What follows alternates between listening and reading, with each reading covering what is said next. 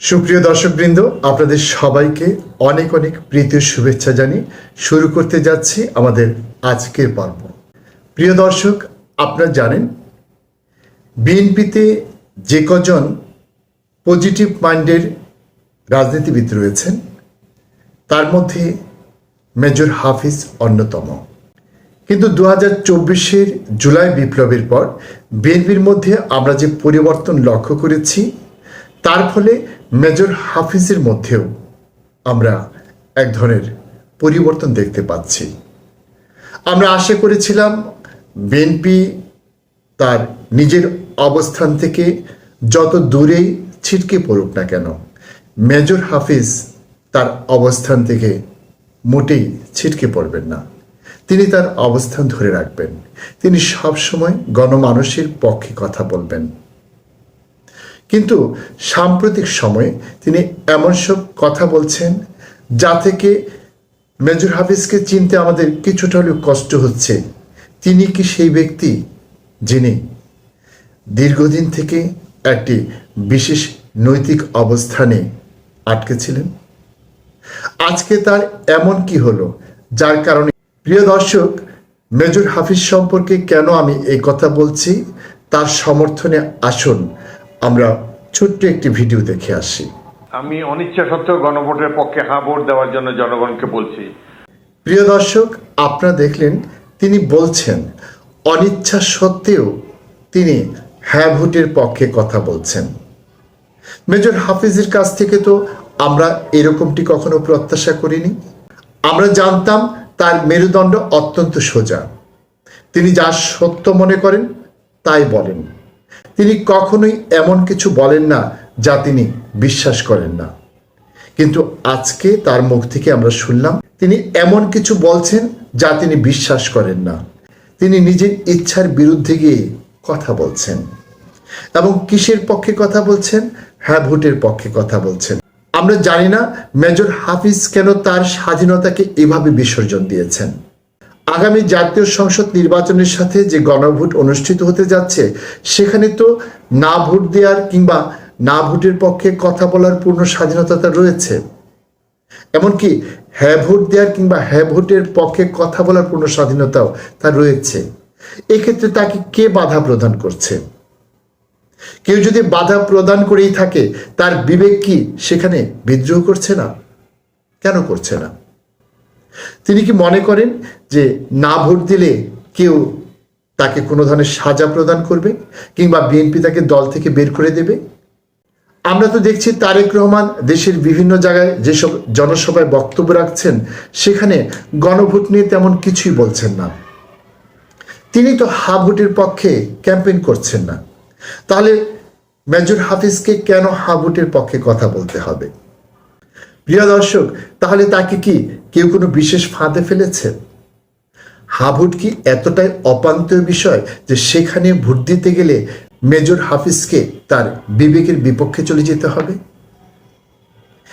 এই হ্যাঁ ভোট এবং না ভোটের যে উপজীব্য বিষয়গুলো আছে তাতে কি আমরা ভালো কিছুই দেখিনি? মেজর হাফিজ কি চান না এই বাংলাদেশের রাজনীতির একটা গুণগত পরিবর্তন আসুক? আমরা যে বস্তা পচা নেগেটিভ রাজনীতি করে করে দেশকে নানান দিক থেকে বিপর্যস্ত করে তুলেছি, তার কোনো পরিবর্তনের প্রয়োজনকে তিনি বোধ করেন না? তিনি কি চান যে ধারায় আমাদের রাজনীতি চলে এসেছে সে ধারার রাজনীতি এদেশে অক্ষুণ্ণ থাকুক? তিনি কি চান যে জুলাই যোদ্ধারা তাদের দলীয় নেতাকর্মীদের মুক্তির ব্যবস্থা করেছে, তাদের দলের চেয়ারপারসনকে মিথ্যা মামলা থেকে মুক্তির ব্যবস্থা করে দিয়েছে, তাদের দলের বর্তমান চেয়ারম্যানকে দেশে আসার সুযোগ করে দিয়েছে, সেই জুলাই যোদ্ধারা ভবিষ্যতে নিরাপদ থাকুক?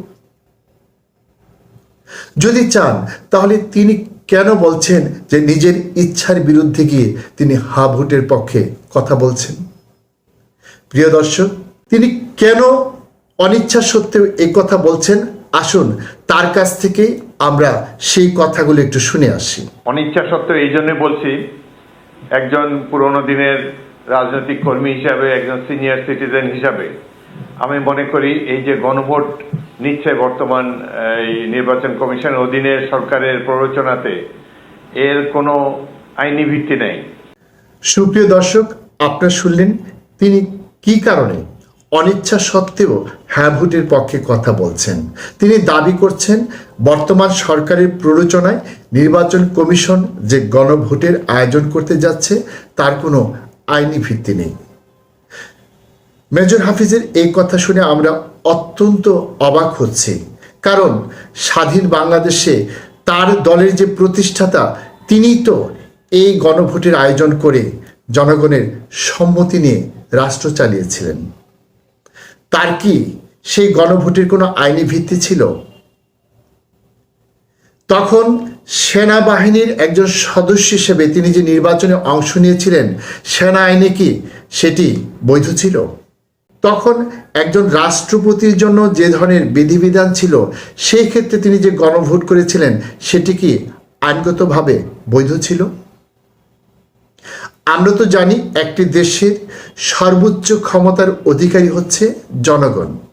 সেই জনগণের কাছ থেকে যদি কোনো ধরনের সম্মতি গ্রহণ করতে হয়, তবে তার জন্য কোনো আইনের প্রয়োজন নেই, কোনো বিধানের প্রয়োজন নেই, কারণ এই জনগণই হচ্ছে একটি দেশের মালিক। তারা যদি মনে করে যে বা যারা তাদের সম্মতি প্রার্থনা করছে সেই ক্ষেত্রে তারা সম্মতি প্রদান করবে না, তাহলে সেই অধিকার তো তাদের আছে। সেই নির্বাচনে তারা না ভোট দিলেই তো যে বা যারা তাদের সম্মতির জন্য গণভোটের আয়োজন করেছে তারা পরাজিত হবে। আমরা যে জাতীয় সংসদ দিয়ে অনেক কিছুর বৈধতা দেই, এই জাতীয় সংসদ আসলে কাদের প্রতিনিধি? জাতীয় সংসদের যারা সদস্য তারা তো জনগণের প্রতিনিধি।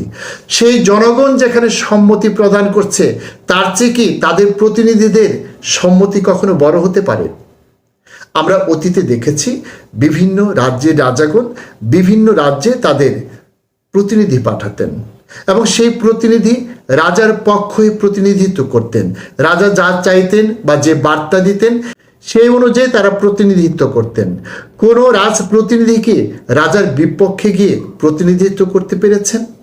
এক্ষেত্রে কেউ যদি রাজার প্রতিনিধির কাছ থেকে বার্তা গ্রহণ না করে সরাসরি রাজার কাছ থেকে কোনো বার্তা অথবা কোনো সম্মতি গ্রহণ করে, তাহলে রাজার বার্তা কি তার প্রতিনিধির চেয়ে ছোট হয়ে যাবে, গৌণ হয়ে যাবে? নাকি রাজার বার্তা বা তার সম্মতিটাই সেখানে মুখ্য হিসেবে কাজ করবে? যদি তাই হয়ে থাকে তাহলে জিয়া রহমান ভুল কি করেছিলেন? তিনি তো সরাসরি দেশের যারা মালিক সেই জনগণের কাছে গিয়েছিলেন। তাহলে মেজর হাফিজ সেই সত্যটাকে কেন অনুধাবন করতে পারছেন না? কেন তিনি মনে করছেন যে এই গণভোটের ক্ষেত্রে কোনো ধরনের আইন কোনো ধরনের প্রতিবন্ধকতা সৃষ্টি করতে পারে? রাষ্ট্রের কোনো আইনই তো জনগণের ইচ্ছা বা অভিপ্রায়ের চেয়ে বড় হতে পারে না। যদি একটি সুনির্দিষ্ট পদ্ধতির মধ্য দিয়ে জনগণের সেই ইচ্ছা বা অভিপ্রায়ের প্রতিফলন ঘটে, তাহলে তার জন্য কোনো আইন কিন্তু প্রতিবন্ধক হিসেবে কাজ করতে পারে না। যদি এর ব্যতিক্রম হয় তাহলে আমাদেরকে স্বীকার করতে হবে রাষ্ট্রের মালিক জনগণ নয়, অন্য কেউ। মেজর হাফিজ একজন পুরনো রাজনৈতিক কর্মী অথবা সিনিয়র সিটিজেন হিসেবে এতদিনে তাহলে কোন অভিজ্ঞতা সঞ্চয় করেছেন, কোন রাজনীতির চর্চা করেছেন যেখানে তিনি জনগণের ইচ্ছা বা অভিপ্রায়কে আইনের চেয়ে ছোট করে দেখার চেষ্টা করছেন? প্রিয় দর্শক, মেজর হাফিজ আর কি বলেছেন আসুন তা আমরা একটু শুনে আসি। এই গণভোটের সম্পর্কে জনগণ কিছুই জানে না এবং আগামী 1 মাসের মতো সময় আছে, আরো কম। এতে করে বাংলাদেশের বৃহৎ জনগোষ্ঠীকে সচেতন করা সম্ভব হবে না বলা যেতে পারে। প্রিয় দর্শক, তিনি বলেছেন যে জনগণ এই গণভোট সম্পর্কে কিছুই জানে না। তিনি কি জনগণকে একেবারেই মূর্খ বেকুব বলে মনে করেন? তিনি মনে করেন তিনি শিক্ষিত, তিনি সব জানতা? জনগণ যে এ ব্যাপারে কিছুই জানে না তিনি সেটি কিভাবে পরিমাপ করলেন? তিনি নিজে একাই কি জনগণ সেজে বসার চেষ্টা করছেন? এদেশের জনগণ কি এতটাই অসচেতন যে তারা এই সম্পর্কে একেবারে কিছুই জানে না? হ্যাঁ, দেশের বৃহত্তর জনগোষ্ঠী হয়তো এখন পর্যন্ত এর বিস্তারিত বিষয়বস্তু সম্পর্কে অবহিত নয়। কিন্তু যতই দিন যাবে ততই কি তারা এ সম্পর্কে বিভিন্ন তথ্য উপাত্ত জানতে পারবে না? যদি না জানতে পারে তাহলে সেটি জানানোর দায়িত্ব তো একজন রাজনৈতিক কর্মী হিসেবে তারও, তার দলেরও। তাহলে তিনি সেই দায়িত্ব পালন না করে কেন জনগণের উপর সব দায় চাপিয়ে দিচ্ছেন? আমরা যদি মেজর হাফিজকে প্রশ্ন করি, আপনি যে দলের প্রতিনিধিত্ব করছেন সেই দলের প্রতিষ্ঠাতা জিয়াউর রহমান যখন গণভোটের আয়োজন করেছিলেন সেখানে কোন বিষয়টি উল্লেখ করা হয়েছিল? সেখানে উল্লেখ করা হয়েছিল রাষ্ট্রপতি হিসেবে তার প্রতি জনগণের আস্থা রয়েছে কিনা এবং তিনি যেসব নীতি এবং কার্যক্রম গ্রহণ করেছেন তার প্রতি তাদের আস্থা আছে কিনা। এখন আপনারাই বলুন, তখন রাষ্ট্রপতি হিসেবে জিয়াউর রহমান কী ধরনের নীতি গ্রহণ করেছিলেন এবং কী ধরনের কার্যক্রম পরিচালনা করেছিলেন? তখনকার যে যোগাযোগ ব্যবস্থা ছিল সেই যোগাযোগ ব্যবস্থায় সেটি কি এদেশের সকল মানুষের পক্ষে জানা সম্ভব ছিল? তখন কি আমাদের প্রচার মাধ্যমগুলো এতটা সক্ষম ছিল যে দেশের সব মানুষকেই এ ব্যাপারে সচেতন করবে? তাহলে সেই গণভোট যদি সম্পন্ন হতে পারে, বর্তমানে যেখানে তথ্য প্রযুক্তির কল্যাণে প্রত্যন্ত গ্রামের মানুষগুলো প্রায় সব ধরনের খবরাখবর জানতে পারছে, সেখানে তিনি কেন এই প্রশ্ন তুলছেন? প্রিয় দর্শক, মেজর হাফিজ আর কি বলেছেন আসুন তা আমরা একটু শুনে আসি। আরেকটি কারণ হলো, প্রেসিডেন্ট জিয়াউল হক একবার পাকিস্তানে একটা গণভোটের আয়োজন করেছিলেন। সেটি এইভাবে দেওয়া হয়েছিল যে আপনারা কি ইসলামের মূলনীতির প্রতি বিশ্বাসী? যদি হ্যাঁ হয় তাহলে আমি আগামী 5 বছরের জন্য প্রেসিডেন্ট। প্রিয় দর্শক, আপনারা লক্ষ্য করলেন তিনি কি ধরনের একটি উদ্ভট উদাহরণ টেনেছেন। পাকিস্তানে নাকি ইসলামের মূলনীতির প্রতি বিশ্বাসী কিনা সেই ব্যাপারে গণভোট নিয়ে একজন প্রেসিডেন্ট 5 বছর তার ক্ষমতাকে পাকাপোক্ত করেছিলেন। এটির মধ্যে যে এক ধরনের অসঙ্গতি আছে সেটি তো যে কোনো ছোট বালকও বুঝতে পারবে। কারণ ইসলামের মূলনীতির সাথে একজন রাষ্ট্রপ্রধানের ক্ষমতা গ্রহণ কিংবা ক্ষমতা ছেড়ে দেওয়ার কোনো সম্পর্ক কি থাকতে পারে? তিনি কেন পাকিস্তানের দৃষ্টান্ত টানলেন? তার নিজের দলের যে প্রতিষ্ঠাতা তিনিও তো গণভোটের আয়োজন করেছিলেন। তিনি কি এরকম উদ্ভট কোনো গণভোটের মধ্য দিয়ে ক্ষমতা এসেছিলেন? তিনি তো সুস্পষ্টভাবে জনগণের কাছে জানতে চেয়েছিলেন রাষ্ট্রপতি হিসেবে তার প্রতি আস্থা আছে কিনা এবং তিনি যে নীতি এবং কার্যক্রম গ্রহণ করছেন তার প্রতি তাদের আস্থা আছে কিনা, এবং সেটির সাথে কিন্তু তার ক্ষমতায় থাকা না থাকার একটি বিষয় সরাসরি সম্পর্কিত। কিন্তু বর্তমানে যে গণভোট হচ্ছে সেটি তো একটি সরকার ক্ষমতায় থাকবে কি থাকবে না সেই ব্যাপারে জনগণের সম্মতি নেওয়া হচ্ছে না। এখানে তো একটি দলের ক্ষমতার কোনো বিষয় জড়িত নাই এবং এই গণভোটের সাথে একই দিনে পরবর্তী সরকার গঠনের জন্য সংসদ নির্বাচনও কিন্তু হচ্ছে। তাহলে এই অবস্থায় তিনি কেন এই ধরনের একটি প্রসঙ্গ টেনে আনলেন তা কিছুতে আমাদের বোধগম্য হচ্ছে না। মেজর হাফিজ আসলে আমাদেরকে কি বোঝাতে চান? আমরা কি এতটাই বোকা তিনি যা বুঝাবেন আমরা তাই বুঝবো? আমাদের গ্রামে একটি কথা রয়েছে, কিসের সাথে কি, পান্তা ভাতে ঘি। তিনি যেন আজকে আমাদেরকে পান্তা ভাতে ঘি মিশিয়ে খাওয়ানোর চেষ্টা করছেন। আমরা মেজর হাফিজের কাছ থেকে অন্তত এই ধরনের বালখিল্য কোনো কথা আশা করি না। প্রিয় দর্শক, মেজর হাফিজ আর কি বলেছেন আসুন তা আমরা একটু শুনে আসি। হায়না ভোট বা রেফারেন্ডামের ব্যবস্থা হয়েছিল, সেখানে বাংলাদেশটা অতটা খারাপ না হলেও কিছুটা এরকম যে 4টি প্রশ্ন জনগণের উদ্দেশ্যে করা হবে। এই দুটিতে আমি একমত হতে পারি, দুটিতে দ্বিমত পোষণ করতে পারি, কিন্তু আমার মত প্রকাশের তো সেই স্বাধীনতা নেই। প্রিয় দর্শক, আপনারা লক্ষ্য করলেন এখানেও তিনি কি ধরনের উদ্ভট কথা বলেছেন। মত প্রকাশের স্বাধীনতার সাথে 4টি প্রশ্নের কি সম্পর্ক? তিনি তো সরাসরি না ভোট দেওয়ার ক্ষমতা রাখেন, হ্যাঁ ভোট দেওয়ারও ক্ষমতা রাখেন। এই স্বাধীনতায় কি কেউ হস্তক্ষেপ করছে? দায়িত্বশীল কেউ কি বলেছেন না ভোট দিলে কাউকে জেলে পুরে দেওয়া হবে অথবা তাকে দেশ থেকে বের করে দেওয়া হবে? এদেশের প্রতিটি নাগরিকেরই তো হ্যাঁ অথবা না বাক্সে ভোট দেওয়ার অধিকার রয়েছে। এই অধিকারে তো কেউ হস্তক্ষেপ করবে না। তাহলে তিনি আমাদের কি বোঝাতে চেষ্টা করছেন? আর যে কথাটি বলেন 4টি প্রশ্নের কারণে মানুষ হ্যাঁ না নাতে ভোট দেবে, সেটি নিয়ে তিনি এক ধরনের সংশয় প্রকাশ করেছেন একজন ভোটার কোন দিকে যাবেন। তার তো দুটি পয়েন্টে সম্মতি থাকতে পারে আর বাকি দুটো পয়েন্টে অসম্মতিও থাকতে পারে। প্রিয় দর্শক, এটি তো অত্যন্ত সহজ বিষয়। 4টি প্রশ্নের মধ্যে যদি আমার একটি বিষয়ে অসম্মতি থাকে, আমি টোটাল নাতে ভোট দিয়ে দেব, এক্ষেত্রে কোনো সমস্যা দেখছি না। আর যদি 4টি বিষয়ে আমি মনে করি যে 3টি বিষয়ে আমার সম্মতি রয়েছে, তাহলে গণতান্ত্রিক যে পদ্ধতি, অর্থাৎ সংখ্যাগরিষ্ঠ মানুষের ভোটে যেভাবে জনপ্রতিনিধি নির্বাচিত হয়, ঠিক সংখ্যাগরিষ্ঠ পয়েন্টে যদি আমি একমত পোষণ করি বা আমি সম্মত হই, তাহলে আমি হাতে ভোট দিব, তাতে তো কোনো সমস্যা দেখছি না। আমরা তো 1978 সালের 30শে এপ্রিল যে গণভোটটি দেখেছিলাম, সেখানে কিন্তু জিয়াউর রহমান প্রেসিডেন্ট হিসেবে যে দায়িত্ব পালন করছেন, সেখানে তার প্রতি আস্থা আছে কিনা এবং তিনি যেসব কার্যক্রম গ্রহণ করেছেন এবং যেসব নীতি বাস্তবায়ন করার চেষ্টা করেছেন, তার প্রতি জনগণের সমর্থন আছে কিনা সেটি জানার চেষ্টা করেছিলেন। সেখানে কি একটি পয়েন্ট ছিল? তার যে নীতি, সেটি কি একটি মাত্র নীতি ছিল? শুধু একটি ক্ষেত্রে একটি নীতি নিয়েই কি তিনি সেই গণভোট করেছিলেন? তার যে কার্যক্রম, সেটি কি বহুমুখী ছিল না?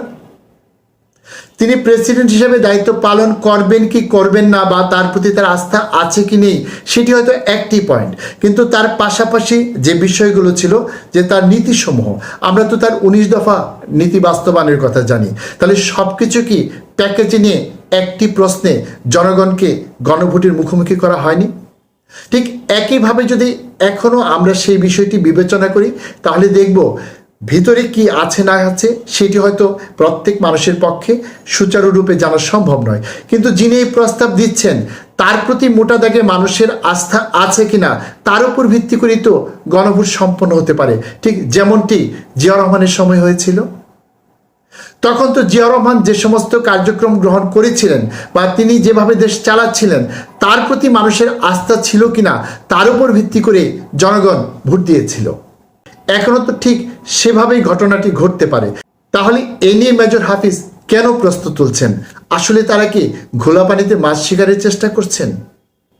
প্রিয় দর্শক, আসুন মেজর হাফিজ আর কি বলেছেন আমরা তা একটু শুনে আসছি।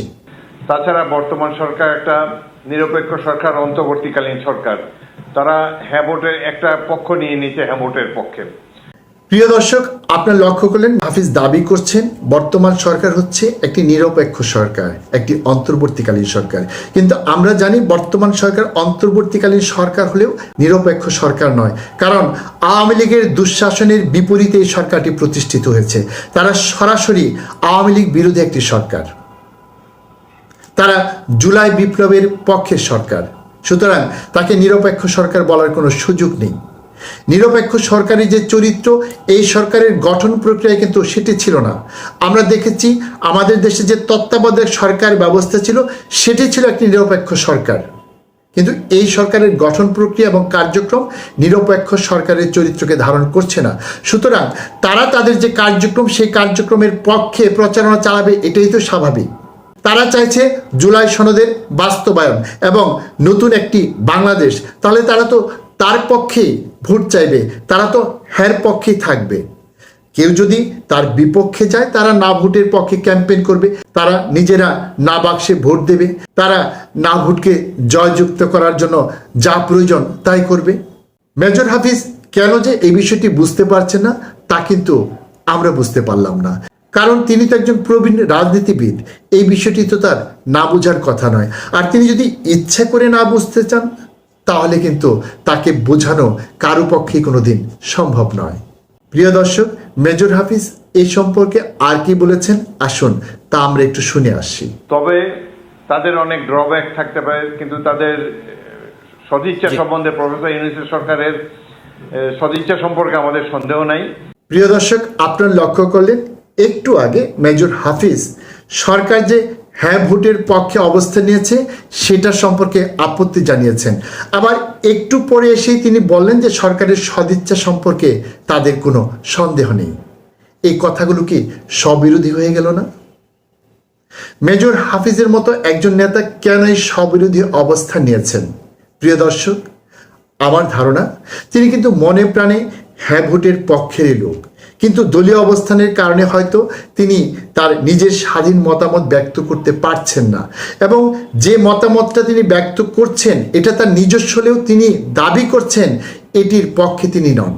এই যে দলের সাথে নিজের যে অন্তর্দ্বন্দ্ব, এটিকে প্রকাশ করতে গিয়ে হয়তো তিনি এভাবে সবকিছু গুলিয়ে ফেলেছেন।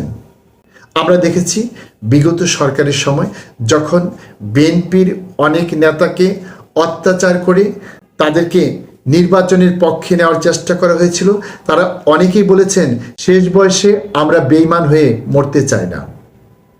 অথচ বর্তমান সময়ে এসে দেখছি এই বিএনপি নেতারা দীর্ঘদিন যে বৃত্তে থেকে রাজনীতি করেছেন, এখন সেই বৃত্তের বাইরে গিয়ে এক ধরনের বেইমানি করারই চেষ্টা করছেন।